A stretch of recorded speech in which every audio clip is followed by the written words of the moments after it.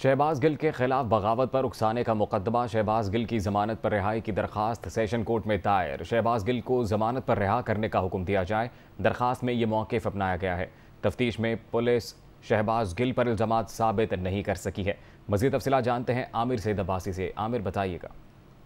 देखिए, डॉक्टर शहबाज गिल जिनके खिलाफ बगावत पर उकसाने का मुकदमा दर्ज किया गया था और गुज़िश्ता रोज ही उन्हें जुडिशल रिमांड पर जेल भिजवाया गया था, आज उनकी तरफ से जमानत बाद गिरफ्तारी की दरखास्त दायर कर दी गई है इस्लामाबाद की सेशन कोर्ट में। और इस दरखास्त में इस्तदा की गई है कि शहबाज गिल को जमानत पर रिहा करने का हुक्म दे अदालत। इस दरखास्त में ये मौक़िफ़ अपनाया गया है कि हुकूमत ने PTI के साथ हिसाब बराबर करने के लिए झूठा मुकदमा दर्ज किया है और शहबाज गिल के जो वकला हैं उनका ये मौक़िफ़ है कि तफ्तीश में पुलिस शहबाज गिल पर कोई इल्ज़ाम साबित नहीं कर सकी और सियासी मकासद के हुसूल के लिए झूठी FIR दर्ज की गई है। लिहाजा शहबाज गिल की जमानत बाद गिरफ्तारी मंजूर करके उन्हें जमानत पर रिहा करने का हुक्म दिया जाए।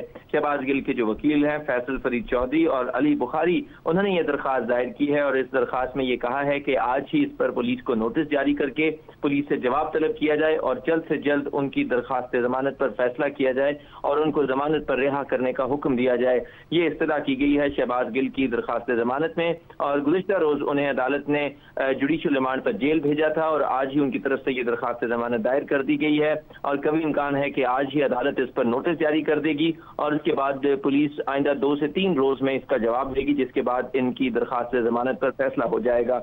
लिहाजा आज ये दरखास्त दायर कर दी गई है और सेशन कोर्ट में ये दरखास्त दायर की जाएगी। बहुत शुक्रिया आपका आमिर सैयद अब्बासी, तफसीलात से आगाह कर रहे थे।